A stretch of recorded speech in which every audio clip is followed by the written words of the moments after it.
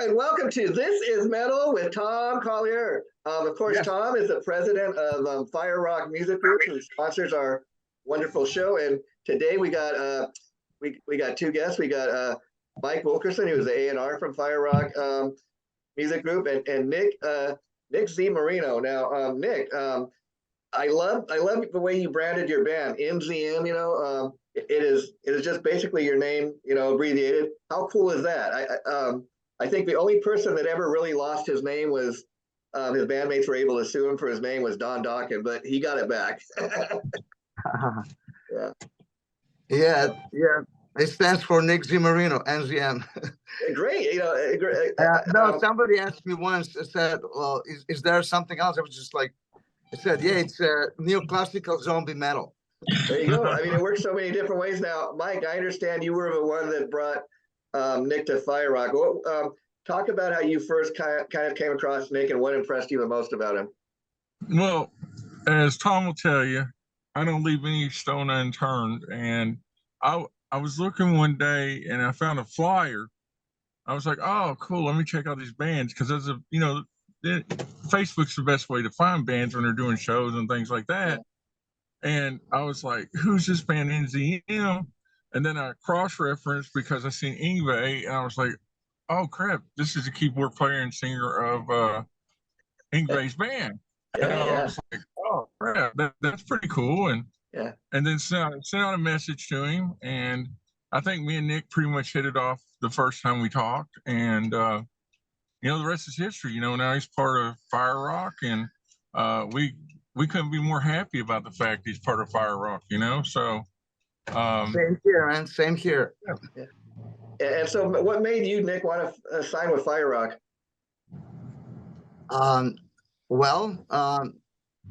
Like I said, Mike contacted me, and I realized it's like a new label, but I see a lot of potential and energy, and I said, "What the hell? Let's do it!" I mean, they got a great roster of artists. I mean, we've had practically every band that's signed to the label so far, and what's really impressed me about all the different acts is just that they're so different from one another. I mean, we just interviewed this band, yesterday, the Devil Dolls, and they kind of got kind of an Alice Cooper Kiss thing going, but they got their own characters and their own, makeup designs and stuff, and it's a real fun kind of. It's much more of a guys getting up in their jeans and t-shirts, and then you're quite different from them. So I think once Fire Rock starts putting out these releases, people are going to get some pretty kick-ass music, Oh yeah, absolutely. And so, Nick, let me ask you, how long have you been with Yngwie? Permanently since 2009, but I did also one tour in 2005. So I don't know how many years is that, like. Yeah, okay. And have you played on any albums? Oh yeah. Played World on Fire. I think Spellbound. Okay. Yeah. Wow. And can you share with us how you got the gig? Believe it or not, he needed a keyboard player. It was like literally 5 days before the tour in Unleash the Fury for US tour in 2005. I think it was October, and he got in Guitar Center, where he's buying it. Usually he buys his stuff, and the salesperson was the guy that also sells the gear to me. And Yngwie said, "Hey man, I posted a audition for the keyboard player. Do you know anybody?" And the guy named Joe said, "As a matter of fact, there was a guy. He's pretty good. Here's his number. And and they contacted me and said, come on audition. I don't know how many people went, but it was just literally 15 minutes from where I live. And I went there and I play a little bit, and Yngwie said, you got a gig." Let me ask you, Nick. Here's an obvious question. Were you much of a Nick Bay fan before you started playing with him, or would you say you became more a fan once you started, get up on stage and performing these songs? Well, of course I knew of him, but I'm not a guitar player, so yeah. What you know, that's the difference. If you're a guitar player, he's one of your idols right away, you know, but not for me. I had a great respect and everything, you know. I knew of him, but it wasn't really, you know, he wasn't my idol. But you just stated right. You know, once when I stopped playing with him, you know, I got to know him better, and you know, he became my favorite guitar player. And so it must have been quite a learning process, once you knew you had the audition. What was that like to learning these songs? I mean, again, like you said, you're a keyboard player, and so it's quite different than what you typically do, I would imagine. Oh my God. Yeah, good that you asked me this. So when I got the audition, okay, so he said, okay, the tour starts in, it was like literally 3 or 4 days, maybe max 5 days, maybe less than that. I can't remember. And he gave me the material, and when I try to, you know, to learn, I said, oh my God, this is so fast. And you know, I don't think I can do it. And I call him and I said, listen, man, I'm not sure I can do this. And he said, oh yes, you can. I saw you. Just keep on practicing, you know. Yeah. And really, you know, it took me a while to realize, you know, you gotta basically, first you need to listen carefully and to go note by note, and then play slowly, and then faster and faster. Once when you learn it, then it's just a matter of speed, you know. So let me ask, But how about your it's really complex. Now you're signed to Fire Rock. Is any of your back catalog going to be released, or is this like the first thing on Fire Rock is going to be all new music, like an all new release? Yeah, what we are planning to do is going to be one single, brand new song, and then the rest of the album is going to be the best of NZM. We got 4 albums plus 1 album that was released by Yngwie Malmsteen back in 2010. Wow. So now, Tom, being the president of Fire Rock and a fellow singer yourself, what was your initial reaction when you heard Nick's music? I mean, you thought, wow, this guy, he's quite unique and he's quite, different. Well, first of all, I'm a huge Yngwie fan. So, I mean, have somebody that's worked with Yngwie, but hearing Nick's voice, he's got an incredible voice. And I'll tell you, his new single is a hit. And we're just so excited. When Mike found him and brought him to me, it was just an exciting time for the label. And when we came to terms with Nick to sign him on here, we couldn't be happier. We're going to get all the resources we can behind him, because his best of album needs to be heard worldwide. I'm telling you, he's got some great songs, and I think he's one of the best singers I've ever heard. In fact, I would love to work with this guy. And I've worked with, some of the singers I've worked with. This guy's got just an incredible voice. And did you watch any of his videos? Did you see? I mean, I'm sure you've seen some of the stuff. His voice is Let me tell you, some of the songs I was checking out, like You Gotta Go. I mean, to me, that's kind of a hard rock metal melody. Then I heard another track, Love, great melodic rock. It could be a potential radio hit, that one. Liar, I really liked it. That was kind of the most aggressive one of those songs that I've heard.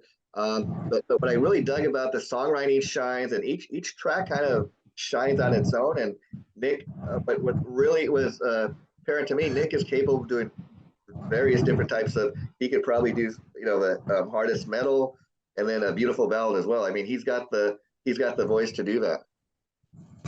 Oh, absolutely does. He absolutely does.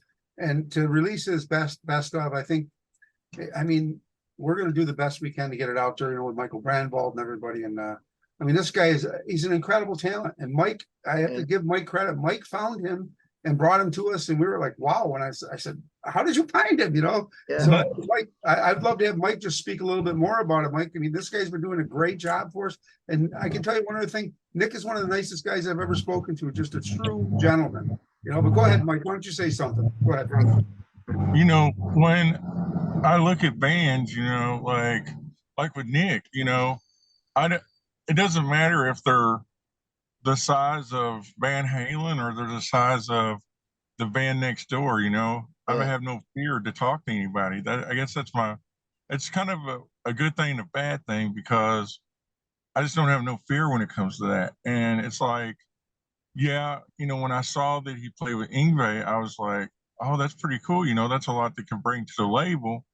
But then, if he wasn't with Yngwie, I thought, well, he could bring a lot to the table, because, I think you sent Tom a video that was of Nick that I saw this morning. And I was like, this guy can do anything. I mean, hell, he was singing AC/DC in that video. And I'm like, that's Nick?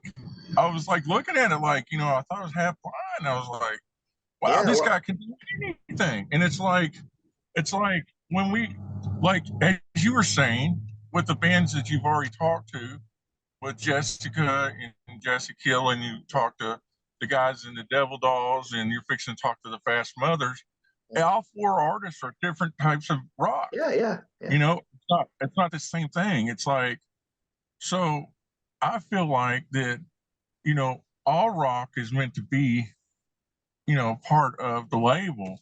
You know, everything from Blackstone Cherry type rock music all the way to Cradle of Filth type music. You know, and there's so many genres in between. And Nick fit. I mean, he's like one of the, like Tom said, he's one of the greatest singers I ever heard in my life. I mean, it's like, he surprises me every time I hear him sing. You know, he sent me a thing. He sent Tom and me an email, and I sit in my room for like an hour and a half watching all his videos. Yeah. And I was like, oh my God, this guy's like, really? You know, this guy's I get to work with this guy. I was excited, you know, I was like, man, I get to work with this guy. I get to say, I'm the one that put him on this label, you know? Yeah. Oh, we're so happy. We're so happy you got him signed over. Hey, Nick, so we're going to be doing some of your back catalog and stuff like that, but we're hoping to do more new music with him. This guy is just such an incredible writer. Why don't you talk about the new single that we'll be releasing for you too? Yeah, the name is No Innocence, and as a matter of fact, I just completed the live drums and the bass guitar. The lead guitar I already had, the keyboards are done, and the vocals, and I'm just basically mixing it and perfecting it. You know, just to be. I actually, prior to my trip to Europe, which I'm going with Yngwie on, I will send you the latest mix. I think it's pretty much ready to be released, but just to be on a safe note, I will wait when I come back and check it out one more time. That's a precursor. So what we're doing is we're going to release his new single as a precursor to the best of. And we just think that's like that's the perfect route for him. So the people, this single is incredible. I'm telling you, Jay, when you hear it, you're gonna freak. You know, Tom, that's such a great plan, because I mean, I think, you know, of course there are those diehards that know Nick from playing with Yngwie, but then there are a good portion of people just going to be finding out about Nick, and I think putting out a best of is a great way to kind of introduce a new them song to previously a new song that nobody's ever heard to bring them in to segue into the best of. That's the whole strategy with them. Because you know, you're so right. He's a great writer. I'm not going to speak for Tom, but I'm going to tell you, from my point of view, it's the best song he's ever put out. It's a great song. It is. I agree with you. Absolutely stellar. Yeah. It's catchy. It's a little bit, you know, it's not really typical NZM. It's a little bit, you know, going on a experimental side, but you know, but yeah, it's pretty catchy. It has a catchy chorus. Yeah. See NZM too. What's cool about that is I'm sure when you took the Yngwie gig, because you know, who would take a gig like that? It's a great opportunity for you. But like, even if you were to present some of these songs to Yngwie, they would, I imagine they would be more guitar oriented, be very different types of songs. I imagine when you get up on stage with Yngwie, as great of a talent as you are, Nick, like you said, let's be honest, all eyes are on Yngwie. Whereas when you're doing your own thing in NZM, you know, people are going to really start focusing on what a great songwriter you are, what a great singer. And I love the fact that these songs are, a lot of them are keyboard oriented, for the fact that you're a keyboard player. I mean, when I was growing up, you know, I grew up on Deep Purple, John Lord, you know, and great classic bands like that. And I point that out because, you know, in the 80s, so many times you'd hear keyboards suck, they don't belong in rock music. But I think you're proof positive that's not the case, you know? Oh yeah, absolutely. Especially, you know, my specialty is I have this specific sound that resembles the guitar, and the way I play, it's Yeah, like yeah. it's almost, sometimes people don't know, is it guitar, is it a keyboard, you know? It is, you know, that's like my specialty, you know. Yeah. Yeah. In fact, what Tom and Mike were talking about, I found this showcase video of you on YouTube, and I sent it to them Tom last night, and it was showing a lot of what you've done. Like they had a clip in there of this video I showed Tom of you doing a AC/DC tribute, the Generation Axe tour, I guess, which was with Zach Wilde and Steve Vai and Nuno. No, but yeah. That's pretty cool. How did you get to be part of that? Yeah, that was like, you know, this was like some kind of extension of G3. Yeah, So, yeah. but instead of calling it G5, they call it Generation X. It's actually Steve Vai. Yeah, Steve yeah. Vai's idea, you know, and it was Steve Vai called Nuno Bettencourt from Extreme, Tosin Abassi from Animals and Leaders, Yeah, Zach that was it. Wilde, Yeah. and Yngwie, you know. It's kind of, you know, The guitar five, grace. Yeah. yeah, five guitar players that they a little bit differ in the style, you know, but they're all on the same level, like energy, you know. Talking about energy, they're really, really masters of their, you know, their performance, all of them. And then they're supposed to put a band, you know, the bass player, the guitar player, and they found two guys, and then the keyboard player was actually supposed to be Jordan Rudess from Dream Theater. That was the suggestion of Steve Vai, and Yngwie said, "Hell no, I want a my keyboard player." Wow, So, wow. so Praise. then I Yeah. have to, and it was really exhausting tour. I did like, how many already? 3 US tour and Asian tour. Yeah. I mean, you know, the show is 4 hours. Yeah. Oh, Okay. wow. So just imagine 4 hours, and every day sound check and rehearsals, additional 5 hours. So it's like really, it was really exhausting tour, you know, and a lot of material to learn and everything, you know. So on that tour, were you just playing with Yngwie, or did you play with all those different people? Like, did you Yeah, play with I play with all of them. Yeah, That's cool. That's cool. yeah, play with Zach, play with Nuno, play with Steve Vai. I have to learn that stuff. Yeah. Oh, Actually, that thing can come back maybe next year. Yeah, You I know, seen some. Yeah, they were we talking. we were supposed to go on a big tour, and it got interrupted in 2020 because of the COVID pandemic. Yeah. You know, so everything got canceled. You know, but I think it may be continued maybe next year or the year after that. Yeah. You know. And so Nick, let me ask you, like, have you done any live shows with NZM yet, or is that the plan once the new record comes out? Oh yeah, we did many shows. We tour in Europe. We just did Texas tour in March. We do some local shows here. We were in France, in Switzerland, and former Yugoslavia. We were wow, you've been all over. Yeah. If you don't mind me asking, Nick, where are you originally from? Because I know it's the accent. Yeah. I was born in former Yugoslavia, which is now Serbia. Yeah. And my mother is from Slovenia, so that area over there. I was curious if you've been in the States long, or. Yeah, since '95. Oh wow! So what was that journey like? I mean, that must have been quite an experience leaving your homeland to come here. Oh yeah, I mean, you know, I always dreamt to come to the land of opportunity, and you know, and so my dream finally came true in '95. You know, I came on an entertainment visa, then I got green card on lottery, you know, and then I just stayed. You know, I was curious. I don't imagine. Is there much of a music scene there where you're, you know, originally from? Or? Oh yeah, it's pretty good scene. You know, it's like a European scene is strong. You know. Oh, wow. And, Yeah, that's fun. So let me ask you, Mike. Now, besides finding the acts that you're going to bring to Fire Rock, what does a A&R guy's job really entail? Well, pretty much anything Tom asked me to do for the most part.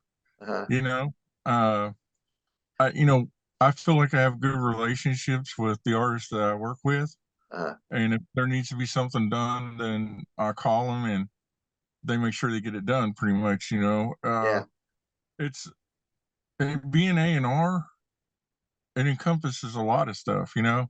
Yeah. Because every day me and Tom talk. Every day we talk about different things that need to be done, or different artists, or this artist is looking for this, or this artist is looking for that. It's a lot of work in that sense, but I just did an interview with Nick on Monday, on my own thing, and I told him, I said, the fun for me starts when CD release parties happen, when they go on tour, things like that I can be a part of.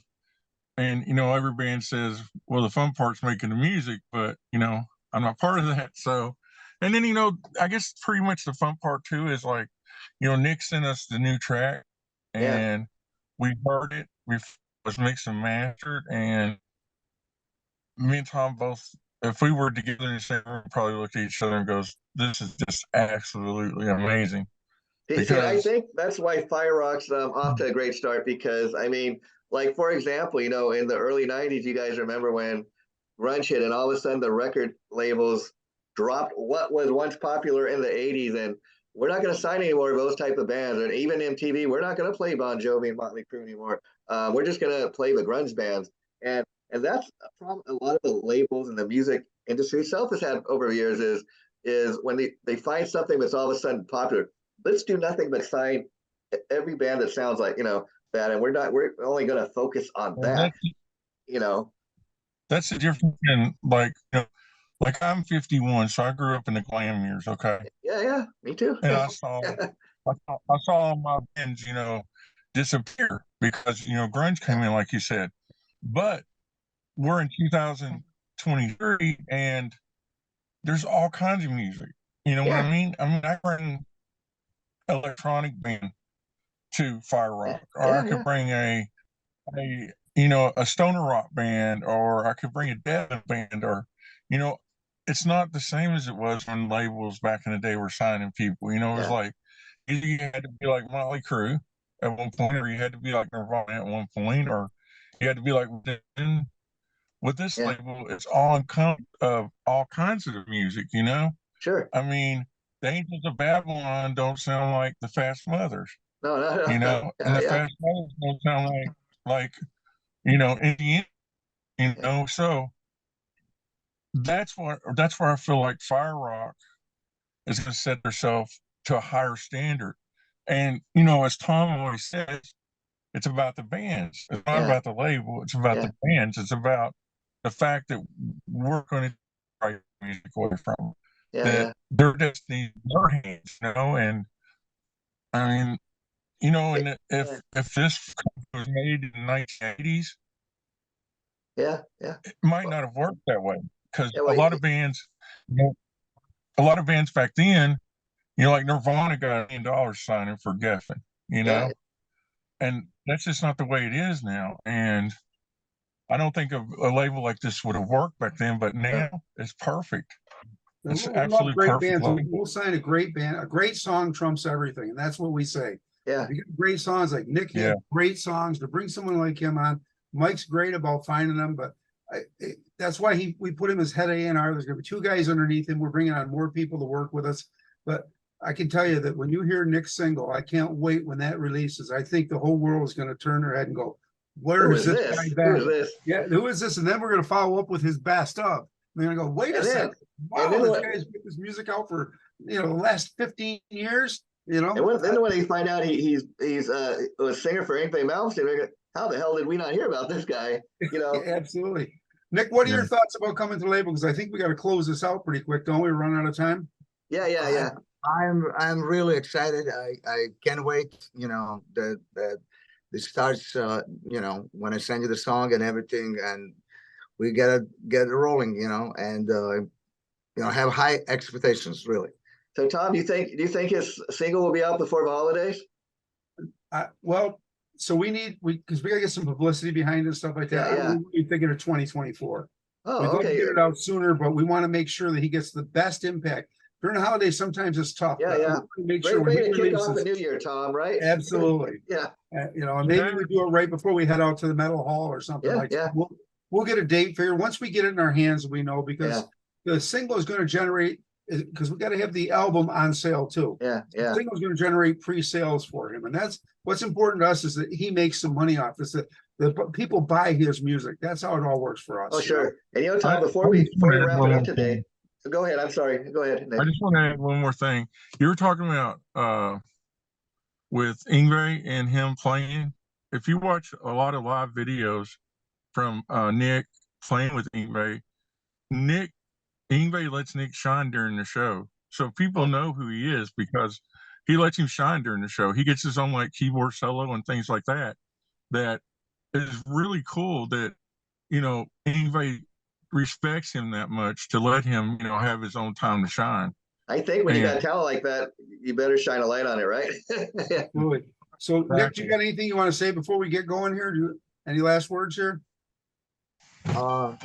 Yeah, I'm very pleased with everything that I hear, and finally I got to see you guys and talk to you in person. It's like being there. Yep. No, You know, we're it's all excited. good. Right. Yeah, Yeah, thumbs well, up, man. And Hey, Nick, you know, thanks for I'm coming on. This is Metal. This interview be going up sometime in early December. We'll let you know once we have a date for that, but you're welcome back anytime. And we're definitely gonna have you in the new year when the album and all that comes out. We're gonna want to promote you as much as we possibly can, a huge talent like you. You know, and Tom, the final thing I'm gonna say about how great Fire Rock is, I think another thing you guys got going for yourselves is the fact that you're more a label about developing talent. And you and I have even had the conversation where you tell me, you know, it's they've got to have talent. They got to, you know, have something to offer, you know, us. But it's all about developing the talent, and it's got to make sense business wise. And as great as some bands are, sometimes you come across bands you want to sign for one reason or another. It doesn't work out, but you like, you know, if it makes sense, you know, we do it. And once we sign these bands, we want to help develop these bands, you know. Oh, absolutely, absolutely. And that's what it's all about. I mean, Nick is so talented. I mean, he's just, and for Mike to find him, I just tell you, I was so excited when we signed him. And I just tell you, Nick, everybody at Fire Rock is so excited to have you on our label. You know, hey, Jason's even wearing a shirt there. Show him your shirt. Yeah, thanks. This wearing a is Fire Rock shirt, man. label. yeah, cool. Tom was nice and kind enough to send us, so we want to let everybody know who sponsors the show. Yeah, NZM? I got NZM shirt. All right, love it. Love it. Thanks, so, Jason, guys. can I say one more thing? One more Sure. thing. Sure. When he comes back, I want you to have him on Chaotic Riffs TV on your other show. Can you do that Oh for yeah, us? we can definitely do that within the next couple of weeks. Okay. Yep. When he gets back, after he gets, and you're going to be on vacation. When you come back from Yep. vacation, In but December, Nick, we yeah. have another show that he hosts called Chaotic Riffs TV. We want to have you on that show too.